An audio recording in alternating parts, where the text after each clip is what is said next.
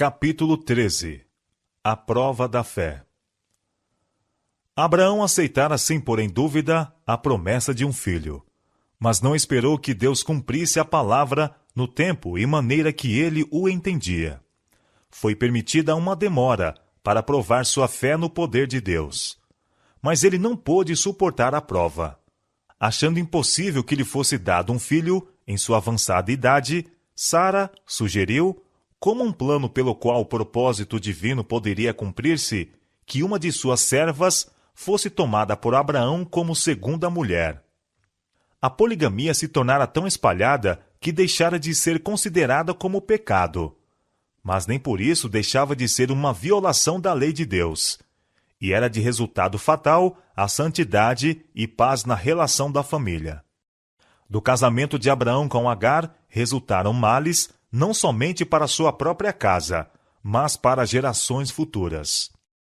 Lisonjeada pela honra de sua nova posição, como esposa de Abraão, e esperando ser a mãe da grande nação que dele descenderia, Agar se tornou orgulhosa, jactanciosa e tratou sua senhora com desprezo.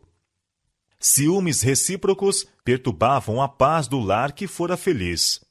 Obrigado a escutar as queixas de ambas, Abraão debalde se esforçou por estabelecer de novo a harmonia. Se bem que fosse pelos rogos encarecidos de Sara que ele desposara Agar, ela o censurava agora como faltoso. Desejava banir sua rival, mas Abraão recusou-se a consentir nisto, pois Agar seria a mãe de seu filho, como ele anelantemente esperava, o filho da promessa. Ela era serva de Sara, contudo, e ele a deixou ainda sob o domínio de sua senhora. O espírito altivo de Agar não tolerava a aspereza que sua própria insolência provocara. E afligiu-a Sarai, e ela fugiu da sua face. Gênesis capítulo 16, versos 6 a 13. Agar se encaminhou para o deserto, e quando repousava ao lado de uma fonte, sozinha e sem amigos, apareceu-lhe um anjo do Senhor, sob a forma humana. Dirigindo-se a ela como Agar, serva de Sarai, para fazer lembrar de sua posição e deveres, ordenou-lhe: torna-te para tua senhora, e humilha-te debaixo de suas mãos. Todavia, com a repreensão, houve, de mistura, palavras de consolação. O Senhor ouviu a tua aflição. Multiplicarei sobremaneira a tua semente, que não será contada, por numerosa que será. E, como lembrança perpétua de sua misericórdia, foi-lhe ordenado chamar a seu filho Ismael. Deus ouvirá. Quando Abraão tinha quase 100 anos de idade, a promessa de um filho foi-lhe repetida, com a asseveração de que o futuro herdeiro seria filho de Sara. Mas Abraão ainda não compreendeu a promessa. Sua mente de pronto volveu para Ismael, apegando-se à crença de que, por meio dele, os propósitos graciosos de Deus deveriam cumprir-se. Em sua afeição para com o filho, exclamou: Oxalá que viva Ismael diante de teu rosto. Gênesis capítulo 17, versos 18 a 20. De novo foi feita a promessa, com palavras que não poderiam ser mal compreendidas. Na verdade, Sara, tua mulher, te dará um filho, e chamarás o seu nome Isaque, e com ele estabelecerei o meu concerto. Deus, contudo, não se esqueceu da oração do pai. E quanto a Ismael, disse ele, também te tenho ouvido.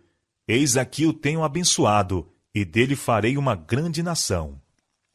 O nascimento de Isaque, trazendo a realização de suas mais caras esperanças, após uma espera da duração de uma vida, encheu de alegria as tendas de Abraão e Sara.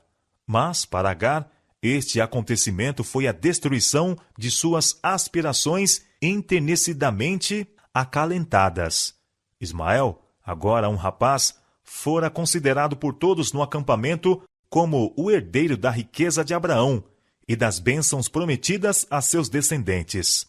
Agora foi subitamente posto de lado, e em seu desapontamento, mãe e filho odiaram o filho de Sara.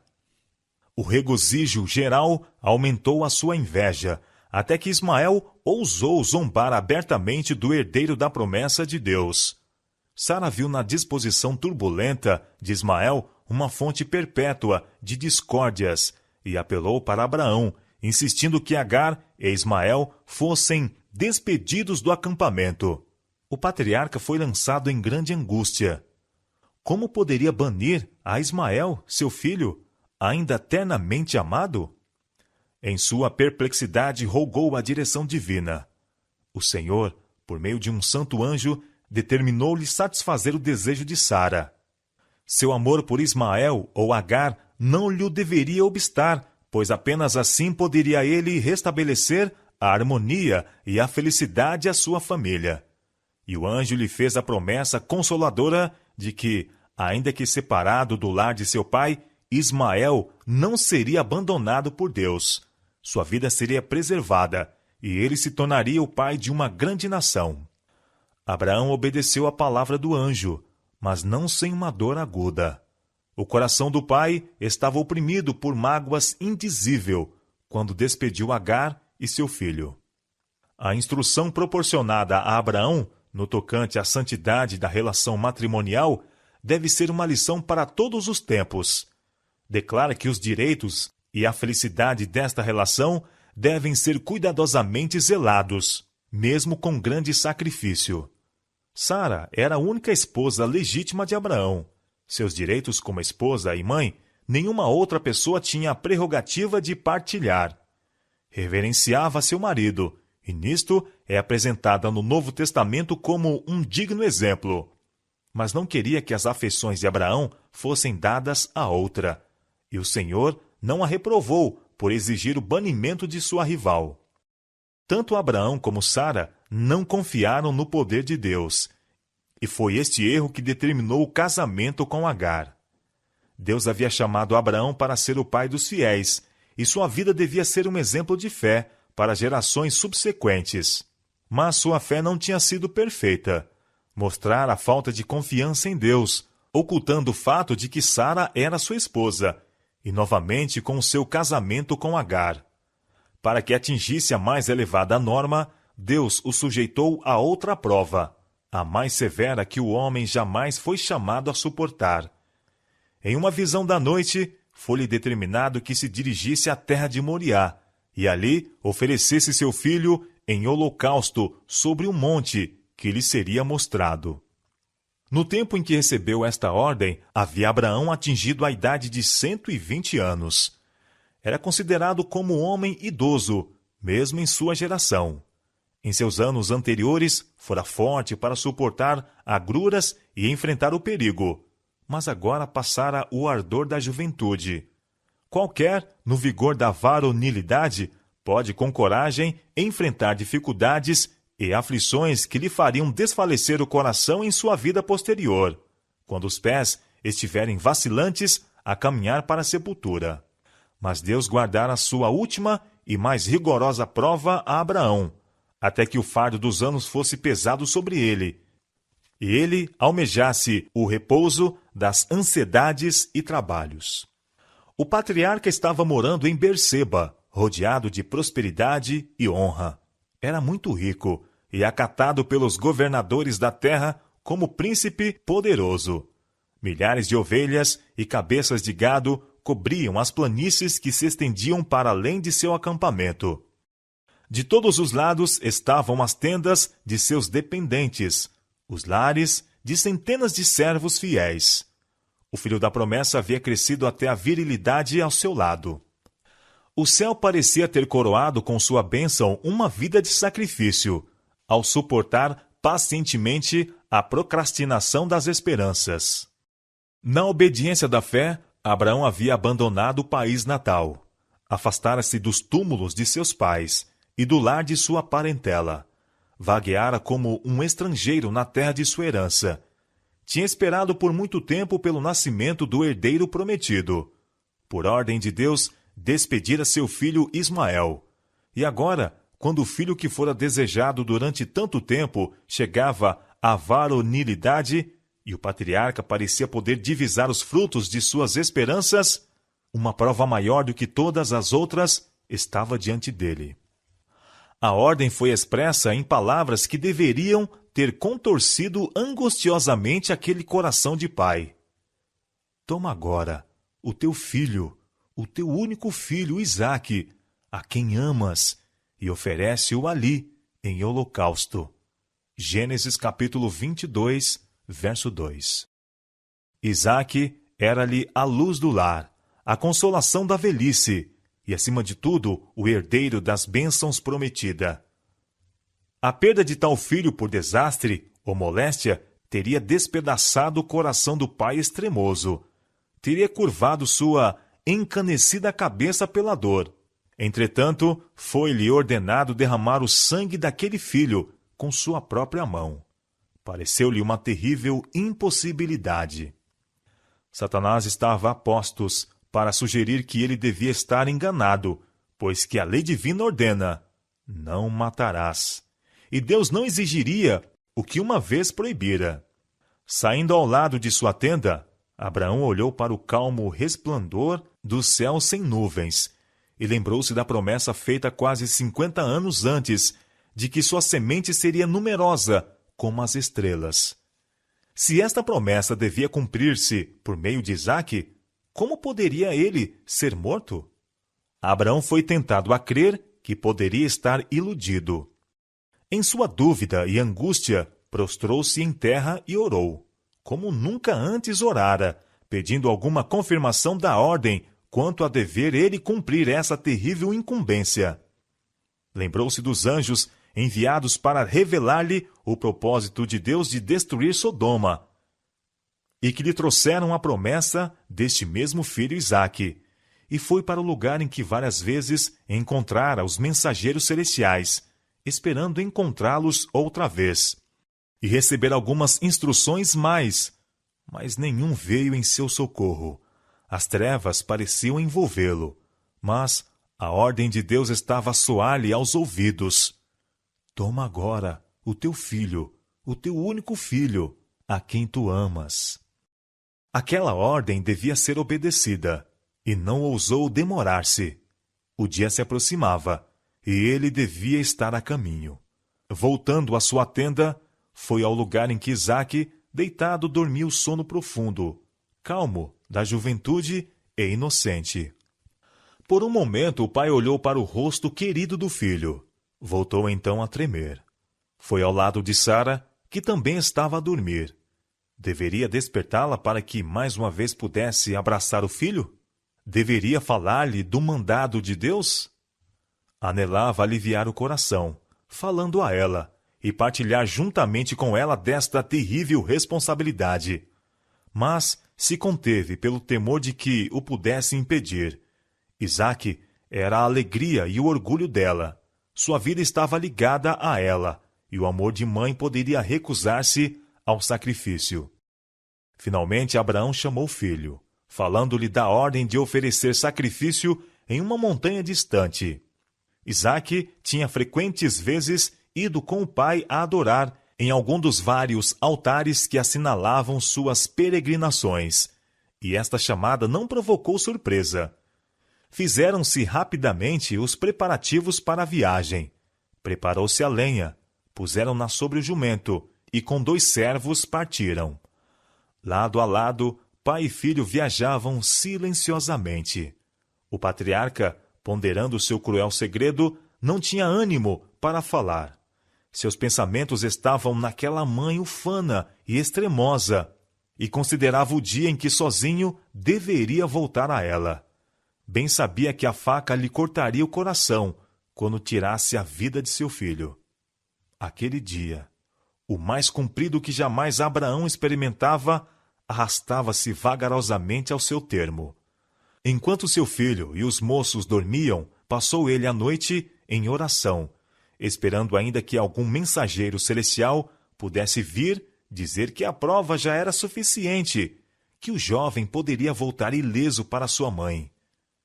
Nenhum alívio, porém, lhe veio à alma torturada. Outro longo dia, outra noite de humilhação e oração, enquanto a ordem que o deveria deixar desfilhado lhe repercutia sempre no ouvido. Perto estava Satanás, para insinuar dúvidas e incredulidade. Mas Abraão resistiu às suas sugestões. Quando estavam a ponto de iniciar a viagem do terceiro dia, o patriarca, olhando para o norte, viu o sinal prometido, uma nuvem de glória pairando sobre o monte Moriá, e compreendeu que a voz que lhe falara era do céu. Mesmo agora não murmurou contra Deus, mas fortaleceu a alma pensando nas provas da bondade e fidelidade do Senhor. Este filho fora dado inesperadamente, e não tinha aquele que conferira a preciosa dádiva o direito de reclamar o que era seu? Então a fé repetiu a promessa. Em Isaque será chamada a tua semente. Semente numerosa, como os grãos de areia na praia. Isaque fora filho de um milagre. E não poderia o poder que lhe dera a vida restaurá-lo? Olhando para além daquilo que era visível, Abraão apreendeu a palavra divina, considerando que Deus era poderoso para até dos mortos o ressuscitar. Hebreus capítulo 11, verso 19. Todavia, ninguém senão Deus poderia compreender quão grande era o sacrifício do pai, ao entregar seu filho à morte. Abraão não quis que ninguém, a não ser Deus, testemunhasse a cena da separação. Mandou a seus servos que ficassem atrás, dizendo: Eu e o moço iremos até ali, e havendo adorado, tornaremos a vós. Gênesis capítulo 22, versos 5 a 8. A lenha foi posta sobre Isaque, aquele que seria oferecido, e o pai tomou a faca e o fogo, e juntos subiram para o cume da montanha, considerando o jovem em silêncio de onde deveria vir a oferta, tão longe de apriscos e rebanhos. Finalmente falou: Meu pai, eis aqui o fogo e a lenha, mas onde está o cordeiro para o holocausto? Oh, que prova foi esta! Quanto às carinhosas palavras, meu pai, feriram o coração de Abraão. Ele não lhe poderia dizer por enquanto: Deus proverá para si o cordeiro para o holocausto, meu filho, disse ele. No lugar indicado, construíram o altar, e sobre o mesmo colocaram a lenha.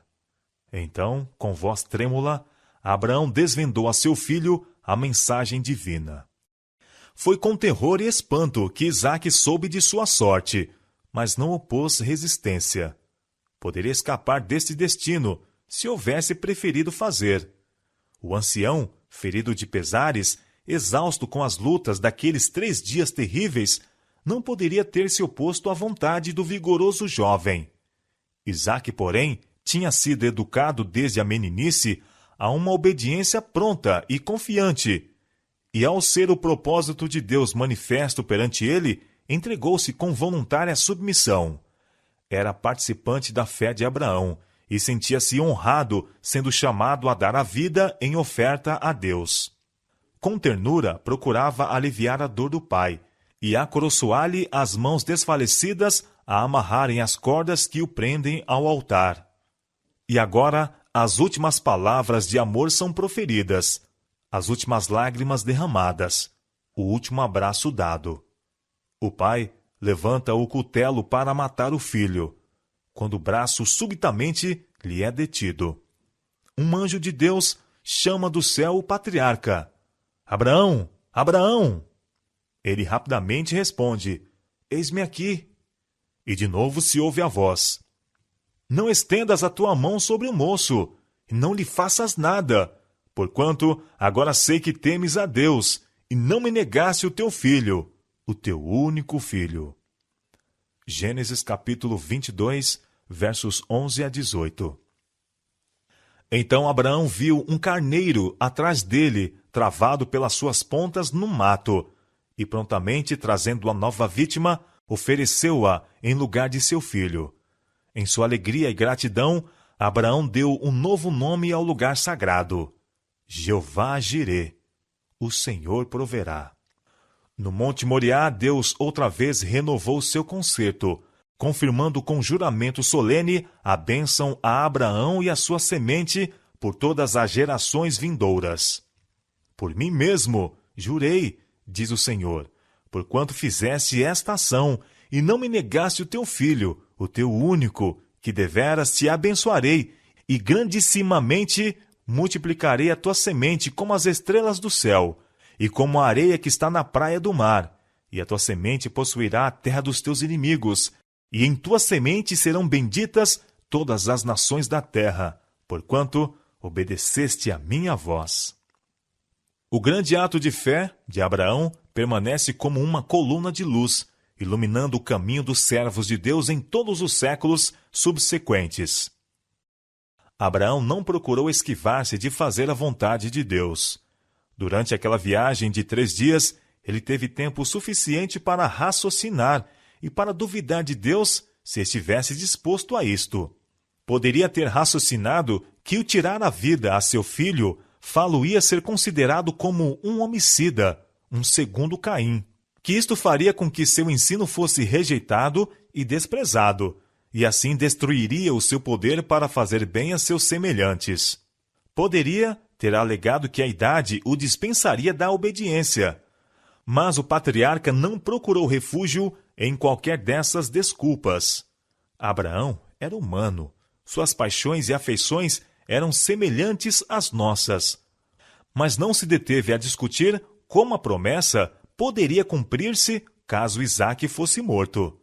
Não se deteve a arrazoar com o seu coração dorido. Sabia que Deus é justo e reto em todas as suas reivindicações, e à risca obedeceu à ordem. E creu Abraão em Deus. Ele foi isto imputado como justiça, e foi chamado o amigo de Deus. São Tiago, capítulo 2, verso 23. E Paulo diz: os que são da fé são filhos de Abraão. Gálatas, capítulo 3, verso 7. Mas a fé de Abraão foi manifestada pelas suas obras. O nosso pai Abraão não foi justificado pelas obras quando ofereceu sobre o altar o seu filho Isaque? Bem vês que a fé cooperou com as suas obras, e que pelas obras a fé foi aperfeiçoada. São Tiago, capítulo 2, versos 21 e 22. Há muitos que não podem compreender a relação da fé com as obras. Dizem eles: crê apenas em Cristo e estás salvo. Não tens que ver com a guarda da lei. Mas a fé genuína se manifestará pela obediência. Disse Cristo aos judeus incrédulos: se fosseis filhos de Abraão, faríeis as obras de Abraão. São João capítulo 8, verso 39. E com relação ao pai dos fiéis, declara o Senhor: Abraão obedeceu a minha voz e guardou o meu mandado, os meus preceitos, os meus estatutos e as minhas leis. Gênesis capítulo 26, verso 5. Diz o apóstolo Tiago: a fé, se não tiver as obras, é morta em si mesma. São Tiago capítulo 2, verso 17. E João, que tão amplamente se ocupa com amor, diz-nos: este é o amor de Deus, que guardemos os seus mandamentos. 1 São João, capítulo 5, verso 3. Por símbolos e por promessas, Deus anunciou primeiro o Evangelho a Abraão. Gálatas, capítulo 3, verso 8. E a fé do patriarca fixou-se no Redentor vindouro. Disse Cristo aos judeus: Abraão, vosso pai, exultou por ver o meu dia, e viu, e alegrou-se. São João capítulo 8, verso 56. O carneiro, oferecido em lugar de Isaque, representa o Filho de Deus, que seria sacrificado em nosso lugar. Quando o homem foi condenado à morte pela transgressão da lei de Deus, o pai, olhando para o filho, disse ao pecador: vive, eu achei um resgate. Foi para impressionar o espírito de Abraão com a realidade do Evangelho, bem como para lhe provar a fé, que Deus o mandou matar seu filho. A angústia que ele sofreu durante os dias tenebrosos daquela terrível prova foi permitida para que compreendesse por sua própria experiência algo da grandeza do sacrifício feito pelo infinito Deus para a redenção do homem. Nenhuma outra prova poderia ter causado a Abraão tal tortura de alma, como fez a oferta de seu filho. Deus deu seu filho a uma morte de angústia e ignominia. Aos anjos que testemunharam a humilhação e angústia de alma do Filho de Deus, não foi permitido intervirem, como no caso de Isaque. Não houve nenhuma voz a clamar, basta! A fim de salvar a raça decaída, o Rei da Glória rendeu a vida. Que prova mais forte se pode dar da infinita compaixão e amor de Deus? Aquele que nem mesmo a seu próprio filho poupou, antes o entregou por todos nós, como não nos dará também com ele todas as coisas? Romanos capítulo 8, verso 32. O sacrifício exigido de Abraão não foi somente para seu próprio bem, nem apenas para o benefício das gerações que se seguiram, mas também foi para a instrução dos seres destituídos de pecado, no céu e em outros mundos. O campo do conflito entre Cristo e Satanás, campo este em que o plano da salvação se encontra formulado, é o compêndio do universo. Porquanto Abraão mostrara a falta de fé nas promessas de Deus, Satanás o acusara perante os anjos e perante Deus de ter deixado de satisfazer as condições do concerto e de ser indigno das bênçãos do mesmo concerto. Deus desejou provar a lealdade de seu servo perante o céu todo, para demonstrar que nada menos que a perfeita obediência pode ser aceito, e para patentear de maneira mais ampla, perante eles, o plano da salvação. Seres celestiais foram testemunhas daquela cena em que a fé de Abraão e a submissão de Isaque foram provadas. A prova foi muito mais severa do que aquela a que Adão havia sido submetido. A conformação com a proibição imposta a nossos primeiros pais não envolvia sofrimentos, mas a ordem dada a Abraão exigia o mais angustioso sacrifício. O céu inteiro contemplava com espanto e admiração a estrita obediência de Abraão. O céu todo aplaudiu sua fidelidade. As acusações de Satanás demonstraram-se falsas. Deus declarou a seu servo: agora sei que temes a Deus, a despeito das acusações de Satanás, e não me negaste o teu filho, o teu único. O concerto de Deus, confirmado a Abraão por um juramento perante os seres de outros mundos, testificou que a obediência será recompensada. Tinha sido difícil, mesmo para os anjos, apreender o mistério da redenção. Isto é, compreender que o comandante do céu, o Filho de Deus, devia morrer pelo homem culposo. Quando foi dada a Abraão a ordem para oferecer seu filho, isto assegurou o interesse de todos os entes celestiais. Com ânsia intensa, observavam cada passo no cumprimento daquela ordem. Quando a pergunta de Isaque: onde está o cordeiro para o holocausto? Abraão respondeu: Deus proverá para si o cordeiro. E quando a mão do pai foi detida, estando a ponto de matar seu filho, e for oferecido o cordeiro que Deus provera em lugar de Isaque, derramou-se então luz sobre o mistério da redenção, e mesmo os anjos compreenderam mais claramente a maravilhosa providência que Deus tomara para a salvação do homem.